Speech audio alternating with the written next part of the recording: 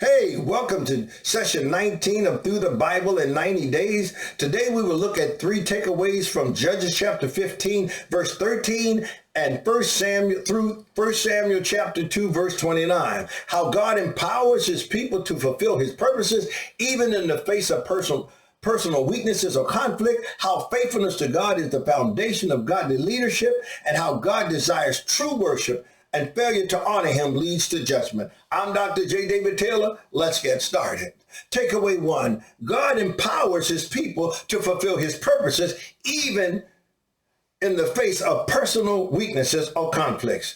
In Judges chapter 15, verses 13 to 20, Samson is surrounded by the Philistines, but with God's help, he performs an incredible feat of strength, defeating 1,000 Philistines with the jawbone of a donkey. This story highlights the truth that God's power is available to those who are willing to follow his calling. And even when we feel weak or ill-equipped, God's empowering presence can work through us to accomplish his will. We are reminded that God's power is not limited by our abilities. And when we trust in him, he can use us for extraordinary purposes.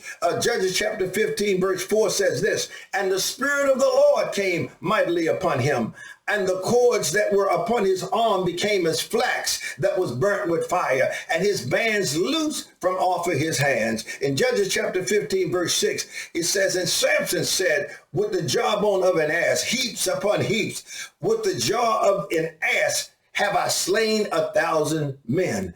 Takeaway 2, faithfulness to God is the foundation of godly leadership.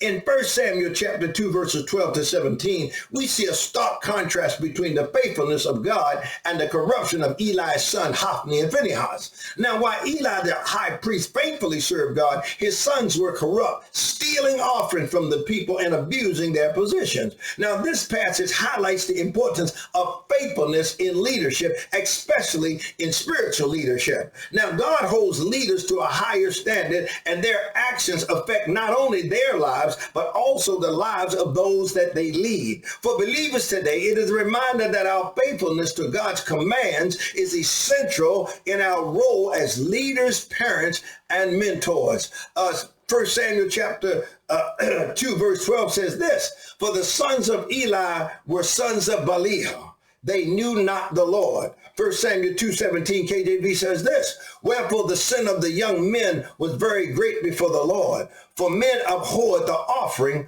of the Lord. Takeaway 3, God desires true worship, ladies and gentlemen, and failure to honor him leads to judgment.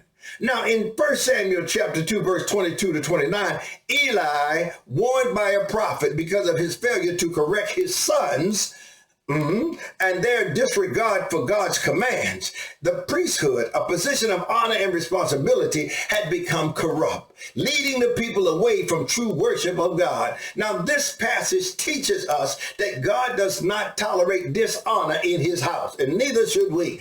And true worship requires reverence, obedience, and integrity. Now, for believers, it is a reminder that God desires our hearts and lives to be dedicated to him, not just outward acts of worship. True worship in God's perspective involves obedience and honor, not selfish gain or convenience. In 1 Samuel chapter 2, verse 21 KJV, it says, and he said unto them, why do ye such things? For I hear of your evil dealings by all the people. 1 Samuel 2:29 KJV, it says this, wherefore kick ye at my sacrifice and at mine offering, which I have commanded in my habitation, and honoreth thy sons above me, to make yourself fat with the chief of all the offerings of Israel, my people? God's mad here. What does it look like when God's people are fully submitted to his will? See, the story of Samson's victory over the Philistine shows us what happens when God's power is unleashed through someone who, despite his flaws, is willing to follow God's call. However, the story of Eli's son is a stark contrast. People in leadership entrusted with God's work, abusing their power and dishonoring God. But in both cases, we see the importance of faithfulness to God's calling. Today, God is calling each of us to honor him in our leadership, our worship, and our lives. But the question really truly today is, will we be faithful to that calling? See, the core challenges that we face today is clear. Will we live faithfully, recognizing God's desires, true worship, and a wholehearted devotion? See, the failures of Eli's son reminds us that outward acts of worship or even positions of leadership are not enough if our hearts are not aligned with God's commands. How often do we let personal desires or unaddressed sins determine our witness and our worship? See, God's judgment of Eli's house was not because of his position, but because of his failure to honor God fully in his house. Are we doing the same in our lives today? Are we truly honoring God with our hearts, not just our actions? Let's shift our position going forward. Let's think like this. What if, instead of focusing on the outward appearance of worship or leadership, we paid attention to the condition of our hearts?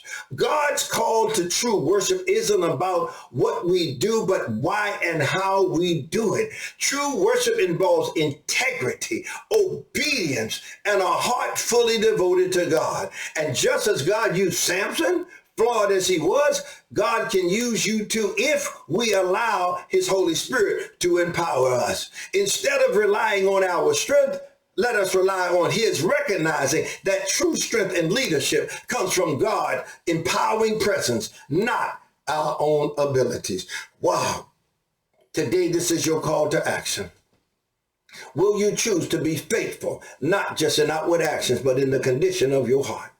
God is calling you to honor him fully, not just in words or rituals, but with your entire life. Just as God used Samson despite his weaknesses, he can use you no matter your past mistakes if you choose to submit fully to his calling.